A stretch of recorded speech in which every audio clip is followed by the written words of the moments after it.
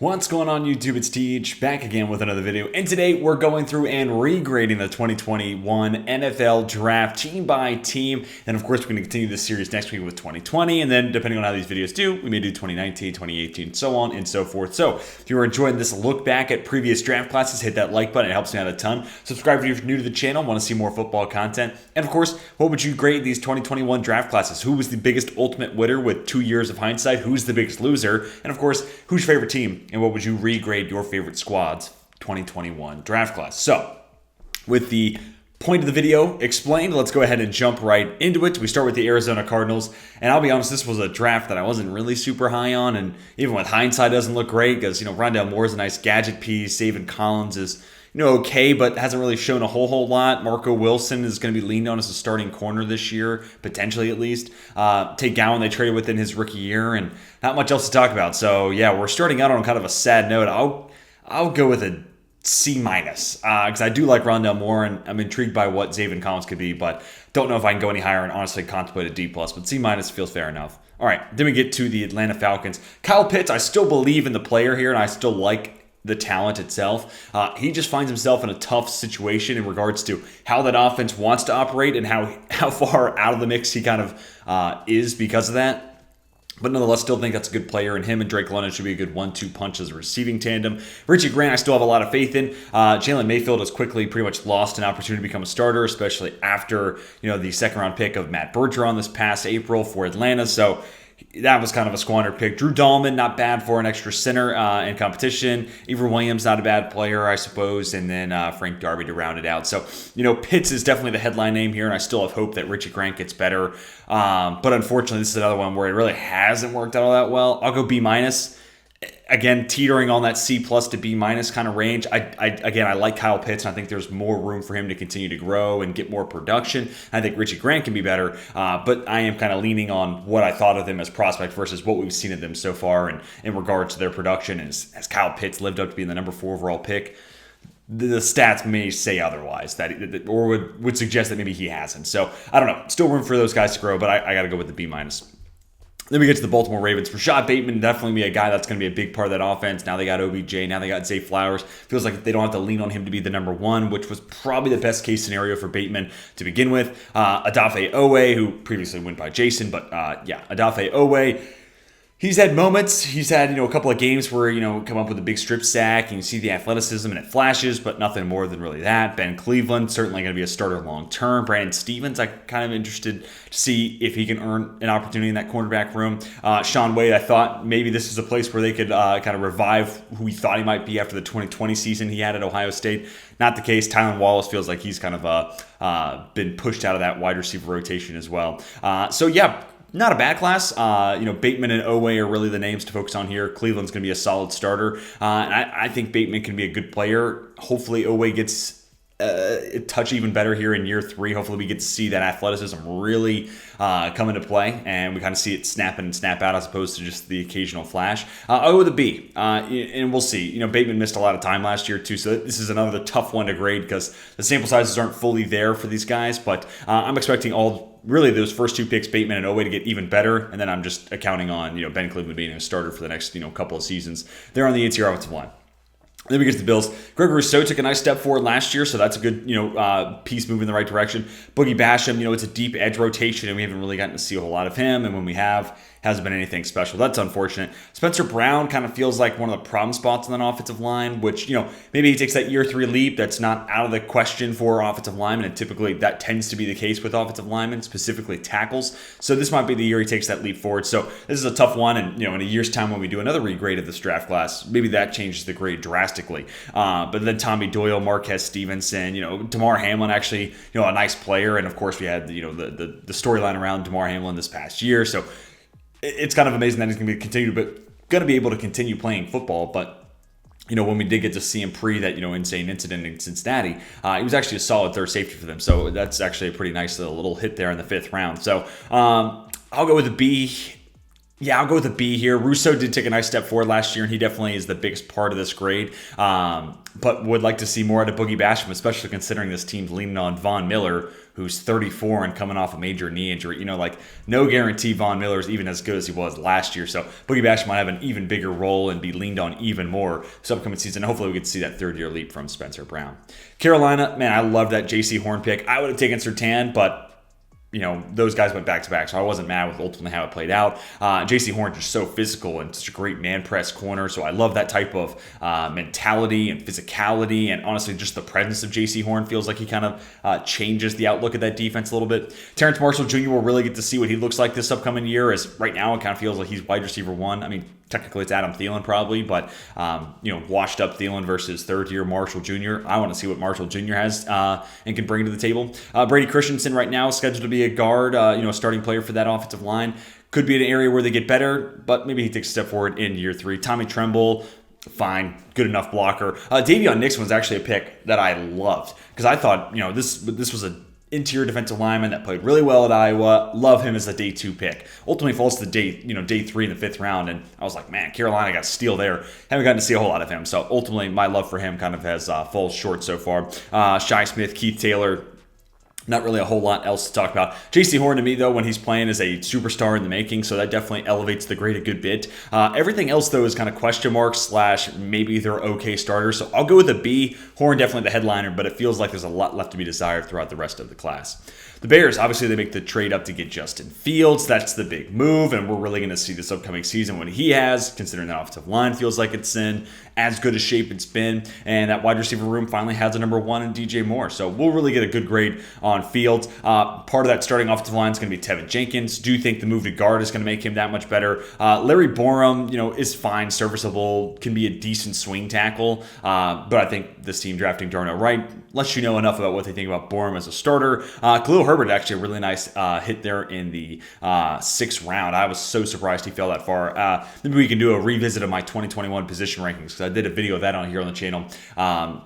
And I was actually relatively high on Herbert, so it was disheartening to see him fall, but it's been nice to see him become a pretty good player when he's healthy and on the field. And then Taz Newsome, that hasn't really worked out. Thomas Graham Jr. was a player I was super intrigued by. Again, great value, but I haven't gotten to see a whole lot of him either. And then Kyrus Tonga plays for the Minnesota Vikings now, so like that pick too, but the Bears decided to part ways. So Justin Fields is the big move here, and I do think that he's going to take a substantial step forward this year, so maybe that's leaning my grade in a certain direction. I also think Khalil Herbert's going to be pretty solid, considering they didn't take Bijan, or they didn't have the chance to take Bijan, but you get my point. That it's going to be Herbert and it's going to be Deonta Foreman. It feels like that's the 1-2 punch there in the backfield. So I'll go B+. I also think Jenkins at guard is going to be a nice solid starter for them too. So all in all, I really like this draft class. Then we get to the Bengals. Jamar Chase, I mean, it's hard not to give it an A off of that alone, because not only did they get a wide receiver 1, they got the perfect guy to give Joe Burrow because of their past chemistry, and all of a sudden it feels like Burrow's connecting on the deep ball. And even last year, you see Chase become more of an underneath slot wide receiver for him from time to time, just because, hey, we can beat you over the top with Chase, but I want you to respect what he can do underneath and force you to be in that much more of a blender when it comes to trying to limiting his production. So Chase automatically puts us in A territory. Jackson Carman, that one hasn't really been great, but Joseph Osai, Cam Sample, even those guys just as rotational pieces. I love the team building process, adding immediate depth, but guys could easily step into starting roles if they worked out. To me, right now, they've only proven to be okay, depth, but maybe they take a step forward in year 3, which would be big. You only got a couple years or a year left of Trey Hendrickson and Chris Hubbard working towards the end of the extension they gave him, I think in 2020, maybe in the 2021 offseason. So those guys may eventually become starters, but right now they're just fine depth. Deontay Smith was another pick I kind of liked, but ultimately haven't gotten to see him. And when you can't earn a starting tackle spot in Cincinnati, that is kind of not a good sign. And then Evan McPherson's actually been a really nice kicker for them. Trey Hill, Chris Evans, I thought was a nice pick. Maybe we'll get to see him some more this year, but yeah, I got to go with an A. Jamar Chase almost alone makes this an A, but then you throw in McPherson, good edge depth, and then Chris Evans, good running back depth too. So yeah, I got to give Cincinnati an A here, as much as it pains me as a Steelers fan. The Browns then, Greg Newsome, love that pick. Jeremiah Owusu-Koramoah, when he's been healthy, pretty good player, and it was kind of blasphemous that he fell to the 2nd round over a heart condition that proved to be nothing else. And even just down the rest of their draft, I love the players they got. Anthony Schwartz, James Hudson, Tommy Togiai. And I was like, man, they are just rounding out this roster. And then they ended with Demetric Felton. I was like, man, they just do not have One, they have like no glaring need at the starter spot, and they have like a specialist for depth at just about any type of role or gadget ask you might have. Ultimately, Schwartz and Felton and Togiai and Hudson haven't really worked out, so that sucks. I really did like the draft at first, but I still like those first two picks a good bit. Newsome feels like he's been kind of pushed aside because of MJ Emerson last year, and there were even rumblings that Newsome asked for a trade, so we'll see. Maybe this becomes, a trade piece when we do this in future, draft regrades. It's like, okay, well, they ultimately got this amount of assets out of Newsome. But for right now, I like him. And even if he's their third corner, that just speaks to how good of a cornerback room they got right now. Jeremiah Owusu-Koramoah is a really nice playmaker and a super athletic coverage linebacker. So I'll go with the flat B. Again, I liked this draft so much, but now it really feels like those top two names that are doing a lot of the heavy lifting. So B for Cleveland. Then we get to Dallas and Micah Parsons. Again, another draft where it's like kind of hard not to give this one A just on that selection alone. Kelvin Joseph hasn't really, panned out totally. I was actually intrigued by his upside coming out of Kentucky. Osa Odighizuwa actually took a nice step forward last year, become a nice pass rush piece there in the middle of that defensive line. Chauncey Goldston, that one hasn't really worked out. Nashawn Wright was a surprise pick for me. Jabril Cox, though, really nice value, and maybe they lean on him as a starter next to Leighton Vander Esch. Wouldn't be surprised whatsoever. And then Quentin Bahana hasn't really worked out, and there's nothing really to discuss down the rest of that board. But I got to go with an A. One, not only because of Micah Parsons, but Osa Odighizuwa, again, becoming a nice piece. And I wouldn't be surprised if Jabril Cox, becomes that other off-ball linebacker next to Leighton Vander Esch. But Micah Parsons is a force to be reckoned with, so got to give Dallas an A. And that really has transformed the identity of that defense as much as any other player across the NFL. The Denver Broncos, Pat Surtain. I mean, again, this is starting you out at least high B tier, just because Pat Surtain might already be a top 10 corner in the league. And some might even push that as far as, say, a top 5 corner. Javonte Williams, also, when he was healthy last year, looked like a superstar in the making. So love that pick. Quinn Miner is going to be a starter this year for this team. Baron Browning, linebacker converted to edge. Can he pick off what we saw or pick up from where he left off pre-injury last year? Because he looked like this guy who, after that position change, was playing with his hair on fire and was super explosive at the line of scrimmage and had more pass rush technique than you might thought this, linebacker converted edge might have, and looked like he might be a starter long term. So we'll get to see if that was truly the case or if he just got hot for a 4-game stretch.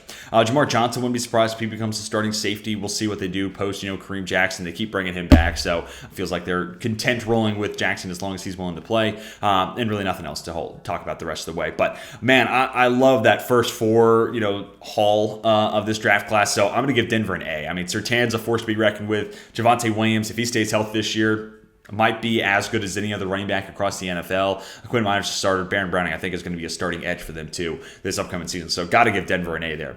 Detroit, Penei Sewell, that's worked out really well for him, giving him one of the best tackle, bookend situations across the NFL. So that's a huge win. And it plays really a lot into their identity, and it's also propped up Jared Goff a ton. Le'Veon Wuzurike, unfortunately, has battled a ton of back injuries, so when we've gotten to see him, it's been few and far between and not all that impressive, but he's missed so much time that you don't know if that's really his ceiling or anything. Lee McNeil actually had a couple games with double-digit pressures last year. I'm really intrigued to see what he does specifically as a pass-rushing nose tackle, so hopefully he gets even better this upcoming season. Ifeatu Melifonwu, like that, but the big win here, and I like this selection, but I did not realize how good Amon-Ra St. Brown was going to be really right away and even to where he is right now. I like the pick, inside-out flexibility at USC, pretty good blocker. I was like, he's going to be a solid number 2, number 3 wide receiver.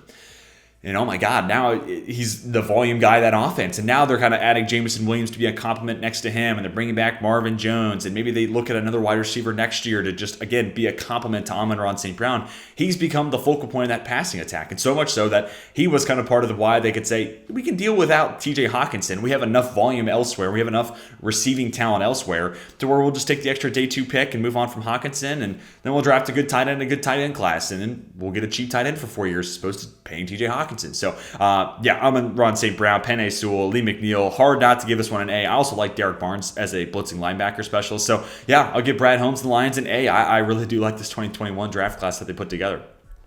Then we get to the Green Bay Packers. Eric Stokes has been a better player than I thought. I was kind of middle of the ground between Stokes and Campbell. I actually liked Campbell just a little bit more than Stokes, but I was kind of worried about these two guys that played a lot of man coverage at Georgia. Now Stokes going to this cover 4 heavy, Joe Barry defense. But ultimately, it's kind of worked out. And, you could play man, you could play quarters, and that's ultimately kind of worked out in Stokes' favor. Josh Myers been a solid center, maybe not the best center in this class. We'll talk about that once we get to Kansas City. Amari Rodgers, yikes. I thought that he would be so much better in the slot wide receiver they were looking to replace Randall Cobb with, but it just did not come together. Royce Newman, we got to see him as a starter a handful of times, and nothing really else to talk about here. So Stokes, Myers, yeah, it's not necessarily the best class that Brian Gutekunst has put together. I like Stokes and Myers. So I'll go C flat. They got a couple starters out of it, which isn't bad. You can't complain about that, but everything from rounds 3 onward leaves a lot to be desired. And normally Green Bay, I love their day 3 drafts. Like in 2022 and even 2023, I loved their day 3 draft and almost was the highlight of their class. But this was definitely one of those exceptions to the rule.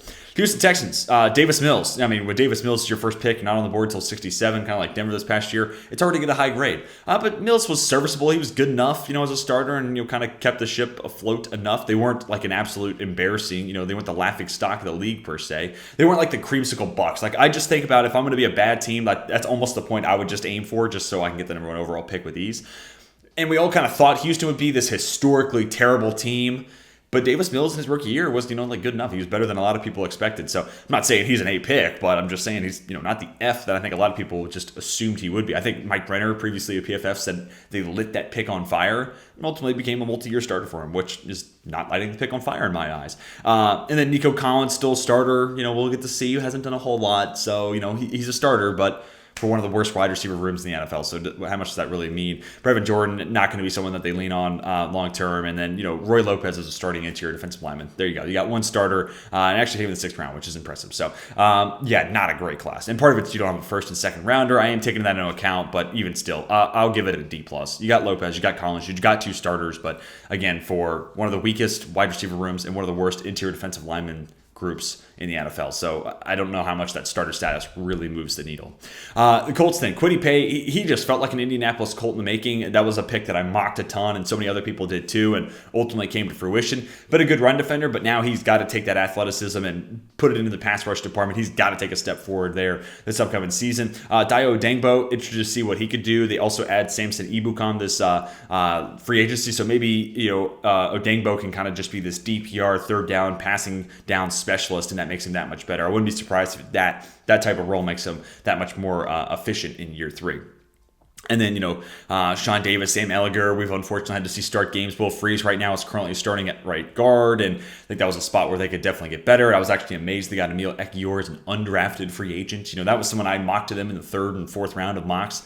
And he went undrafted, which is, he wasn't the best Alabama guard, but man, that was surprising for me. This is one that it's really tough. Paye's a work in progress, and to be honest, I don't really like anything else than how it's kind of panned out for Indianapolis. So I'll go D+, and Kwity Paye has the potential to move this into some sort of, C range this upcoming year, but until he takes that step forward, I don't know how much this class has really improved Indianapolis as a roster, and that sucks to say.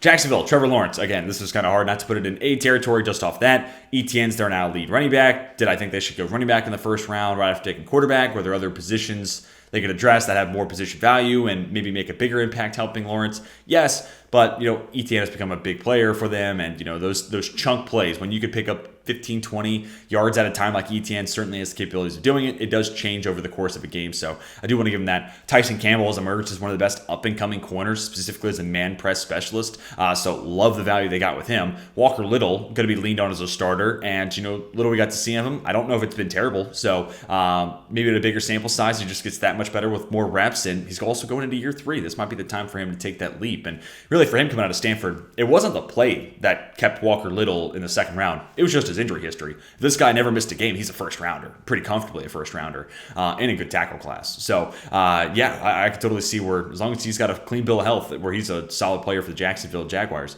Andre Sisco is kind of a boomer bust prospect. I don't really want to talk about that just because he's so hit or miss, literally as a playmaker with the ball in the air, and he also takes really rough routes that I feel like I just need to see him another year as a starter and as a full-time starter again for Jacksonville, just to get a big enough sample size to say, hey, his playmaking and his boomer bust nature has worked worked out enough for Jacksonville where you can keep him on the field, or it's like, hey, he just takes too many risks and ultimately doesn't get enough of the rewards out of it, so you got to move on. So, I'm not weighing him too much in this grade here, but unfortunately not really much else to talk about the rest of the way for Jacksonville. But Lawrence, Etienne, Campbell, honestly, Lawrence and Campbell alone make this an A. And then you throw in Etienne, Little, and then maybe what Cisco can develop into. Yeah, this has got to be an A for Jacksonville. They got their future franchise quarterback, the future. Stumbled out of the gates because of Urban Meyer, but Lawrence is going to have them as one of the best teams in that division for the next decade.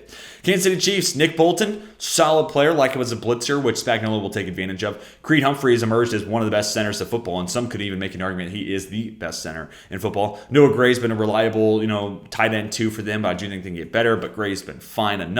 Trey Smith really the steal of this class because he has been one of the better young right guards in football and has made that run game so much more efficient. And this was an offseason where Kansas City said, wow, our offensive line melted in the Super Bowl. We're not going to let that happen. So Trey Smith's been a big reason why they've been able to kind of bounce back, and offensive line really hasn't been a major issue working against Pat Mahomes. So Humphrey and Trey Smith, automatically you're talking kind of B+ tier. Bolton, I like as a player, and I like how he fits into Spagnuolo's defense. I'll go A- here for Kansas City Chiefs. I think they got a couple of really nice interior offensive linemen at a time they needed it, and a nice defensive player to fit into that scheme for Spagnuolo with Nick Bolton. And this is also the reason they were picking a 56. I guess this isn't in the video. They had the trade to get Orlando Brown Jr., who is no longer a Kansas City Chiefs for what the 2 years that we had, that they had him in Kansas City. He was a good enough starter, and he was an upgrade that they needed. So I actually will take that into account because that's why they didn't have pick 32 and they moved back, or 31. They moved back to 56 with Baltimore.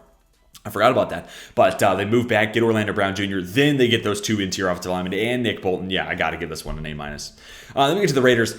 Alex Leatherwood, this was the draft where people were like, man, if you just switched Leatherwood and Merrick, this actually isn't a terrible looking class. But, even Merrick took a step back in year 2, which is unfortunate because he was my safety 1. He was kind of 1A and Holland was 1B. We'll talk about him in just a moment. But liked both those guys a fair amount, and I hope Merrick kind of figures it out. But Leatherwood has, he's not in Las Vegas for a reason anymore. It just didn't work out. Divine Diablo going to be a starter for them, but I don't know how good of a starter. Nate Hobbs actually a really nice player and a nice piece for that defense, and right now might be the best corner they have on the roster. So that's nice. Now I wish they had another corner that was a little bit bigger, maybe true prototypical outside guy. They've kind of shifted Hobbs into that role, and he played well enough in it last year, but I do wonder how much more he can get out, how much more Patrick Graham and the Raiders defense can get out of Nate Hobbs, or is he just going to be the best of a pretty poor bunch? But I do think Hobbs is a good player, but him and Merrick and Diablo is not enough to really kind of salvage this grade. Man, I think I gotta go C-. Again, I like Merrick, and Hobbs was, definitely worth it for, a 5th round pick. Everything else is just kind of rough. I'll go C-, but you could easily kind of convince me to teeter over to D+ there for Vegas. Then the Chargers, Rashawn Slater, absolute win. Asante Samuel Jr. is a great fit for that defense. Boom, bust potential, but we actually kind of saw it in that wild card game against the Jags where it's like, yes, you get all the boom, but also he kind of gives up a couple of big plays a game because he is a risk taker. You live with that. Josh Palmer could easily be that slot wide receiver of the future. I would not be surprised if Josh Palmer is their long-term plan to replace Keenan Allen next offseason. Chris Rumph was an intriguing pick at the time. It hasn't really worked out. Brandon James, I thought, kick him inside the guard, and he might have a role of being a starter. That also has not worked out, and really nothing else to really talk about. And Trey McKitty's, fine enough, I guess, at tight end. So, Slater's the big hit here just because he's been, he missed obviously a majority of last year, but his rookie year already was one of the 10 best tackles in the NFL. He was great. And then I like Asante Samuel Jr., and I think the role for Palmer is going to start opening up in a year's time. So I'll go B+. Most of that is Rashawn Slater, but I wouldn't be surprised in a year or two's time where, Asante Samuel Jr. gets better and better, and Josh Palmer steps into a bigger role, and because of that, we start looking at this as an A+. But for the time being, let's go B+. Los Angeles Rams, Tutu Atwell has not worked out. Ernest Jones hasn't really been anything special. Bobby Brown, same can be said. Robert Rochelle might be a starting corner, so we'll kind of see what he is this year. But he was this small school project, twitchy athlete, so TBD on what those returns are going to be. And honestly, nothing really else to talk about the rest of this class. Sorry, Rams fans. I am excited to see what Rochelle is, potentially going to be, but I got to go D minus here. I mean, they added young players to the roster. That's why I can't give anybody really an F, but I got to go D minus. This is a class that I feel like, kind of like one of the other classes we talked about, it just didn't change anything about this team, which really hurts me to say. Next is the Miami Dolphins. Jalen Waddle, already kind of put this in A territory. Him and Tyreek Hill, one of the best wide receiver duos in the NFL. Jalen Phillips took a huge step forward the back half of last year, and I think next year he's going to get even better. I'm actually really excited to see Jalen Phillips this upcoming season. And then Javon Holland, I felt like I was higher on Holland than most, and I really did see him and Merrick. Merrick is 1A and Holland is 1B, and that year and that class and that discussion leading up to the NFL draft, it really felt like everyone was putting Merrick in a clear tier of his own, and then Holland and the rest of the group, Richie Grant and company, were way below Merrick. And I was like, nah, Holland was a dog at Oregon. He could play so many different positions, was a ball hawk, could cut off routes from the slot, read quarterback's eyes, both as a slot corner, but also as a box safety, and even over the top. I mean, the guy was just a playmaker who just had a great feel for being able to create turnovers. I mean, and that has translated to the NFL level. And he's also been a solid tackler. You can use him as a blitzer. I mean, he's just so good in so many different areas with great instincts on top of it. So, I mean, those first 3 picks, this is going to be an A for Miami, spoiler alert. But Liam Eichenberg hasn't really worked out. Hunter Long was a part of the trade to get him Jalen Ramsey. So Hunter Long plus a third got you Jalen Ramsey. Do you include that in this draft? No. But that is interesting to see where that ultimately did lead. But yeah, I got to give Miami an A. For Waddle, Phillips, and Holland alone, this is an A class because those are the building blocks that they're going to have on both sides of the ball for years to come. Minnesota Vikings. I mean, it's hard not to start in the A conversation just because I love the idea of Christian Darrisaw being their pick at 14. All they then do is decide to trade back 9 spots, accumulate more assets, which the 2 players they got out of that trade haven't worked out. We'll talk about that in a moment. But they still got Darrisaw at 23, which that process is just beautiful. So, love that move. Kellen Mond was one of those 2 picks. The other pick they ultimately got in the trade became Wyatt Davis, who I really did think had a shot to become a starting guard, and it just has not panned out so far. Chaz Surratt hasn't worked. Patrick Jones in a edge group that needed help, he hasn't been able to make an impact or stand out.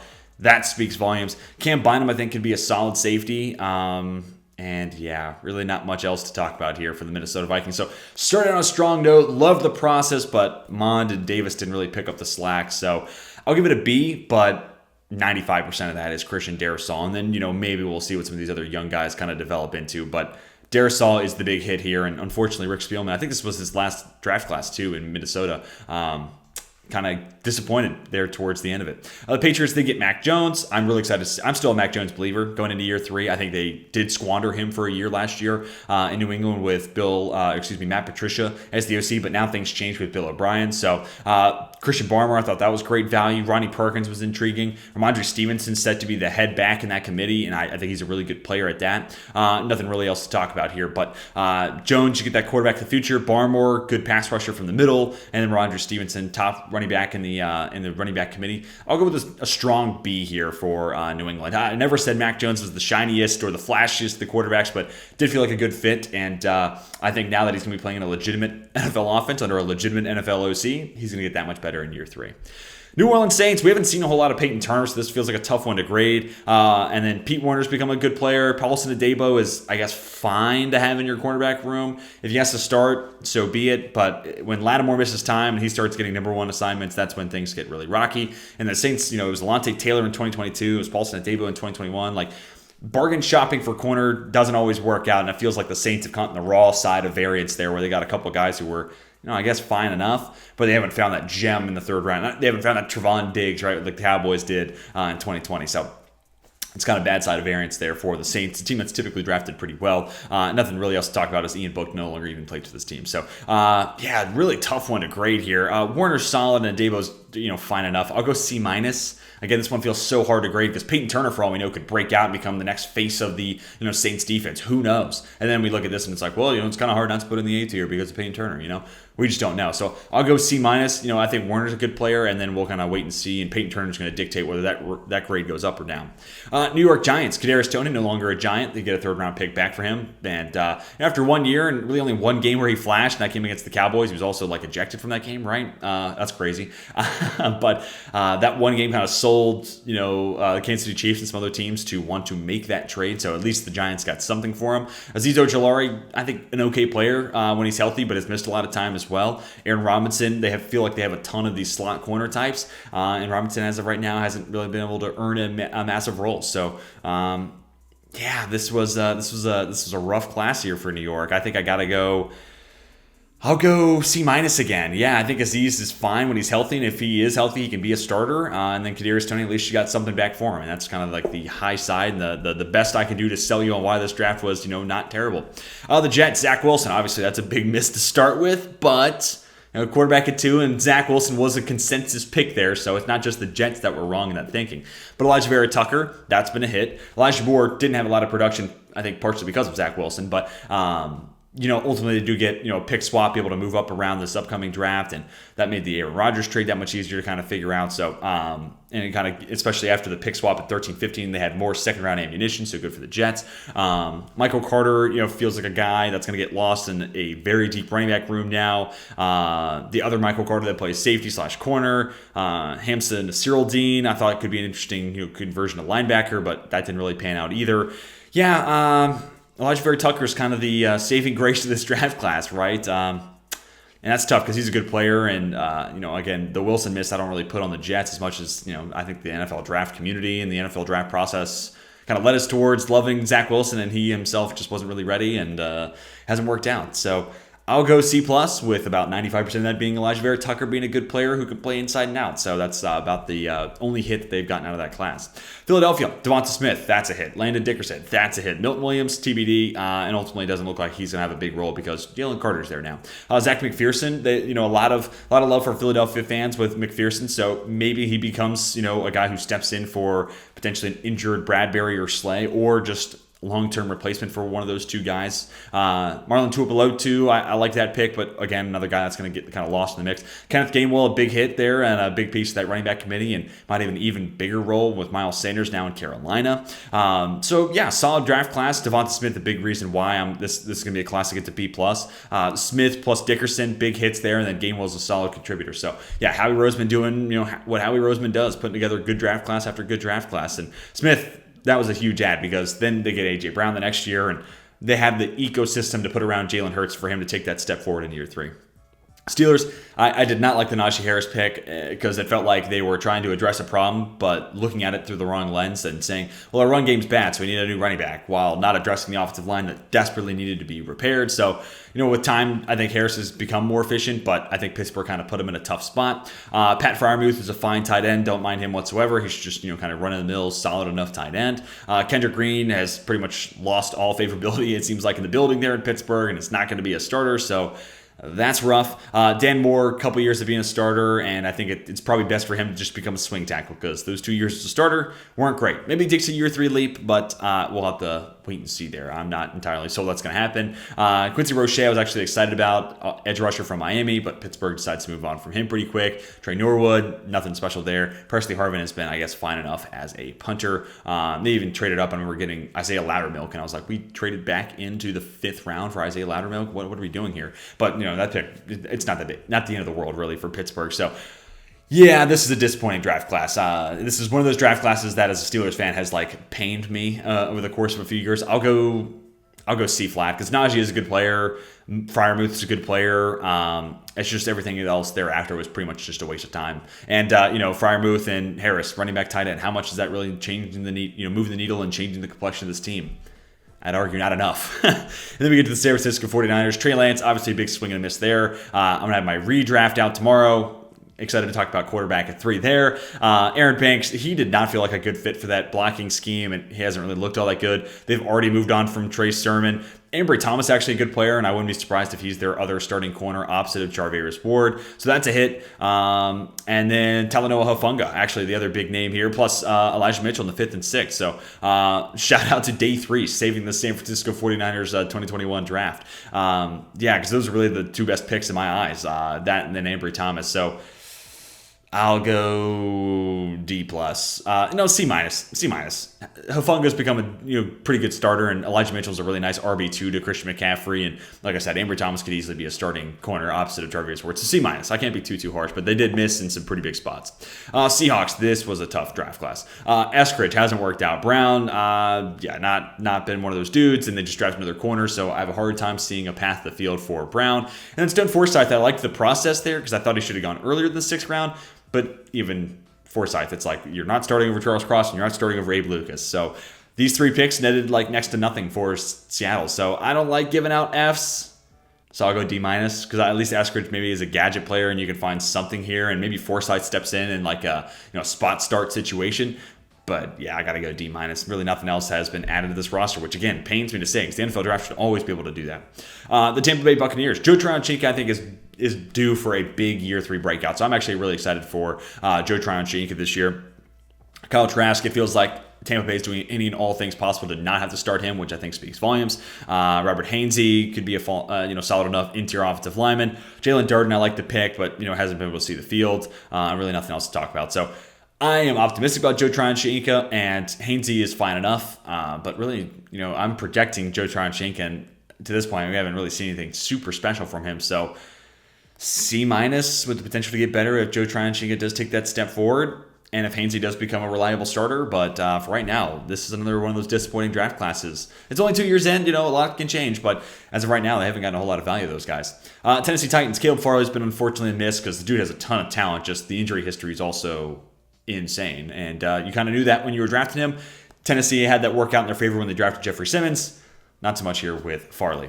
Dylan Radunz's going to be a starter this year, so hopefully he gets better because to this point has not been anything special. Monty Rice, not going to be a starter. Elijah Molden, actually the player that I almost put into my first round for the redraft tomorrow. I really like Elijah Molden a ton. Only played 2 games last year, but when he's healthy, I think he's an awesome nickel corner, strong safety hybrid. Des Fitzpatrick didn't really work out. Rashad Weaver could have a nice little third edge rush spot, maybe even starting edge, and Arden Key becomes that third fiddle in the mix, but could see a whole lot of Rashad Weaver this upcoming year, and nothing else really to talk about here. So yeah, this is another tough class. I like the swing of the bat for Farley because, if he hits pick at 22, he's going to look like a steal, but unfortunately it hasn't really worked out. So he kind of wasted a first rounder there, which is disappointing. Man, I do like Molden, though, and he saves it C-. Radunz starting interior offensive lineman. Molden's a good player. Weaver could be a potential starter, too. So, yeah, C- there for Tennessee. And the last team we're going to talk about, the Washington football team. Jamie Davis, swing and a miss.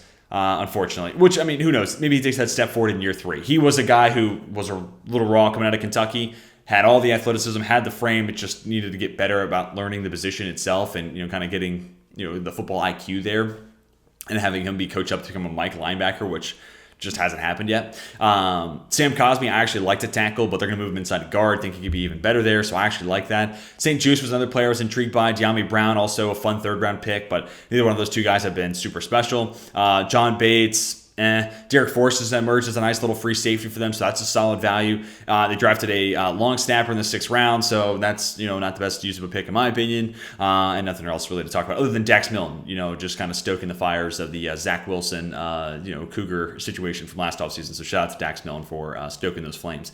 But yeah, Cosmi, I like the other picks from the middle rounds. Forrest is a nice player, but yeah, this was a disappointing draft class put together by the Washington Commanders. Think it can get better with some time.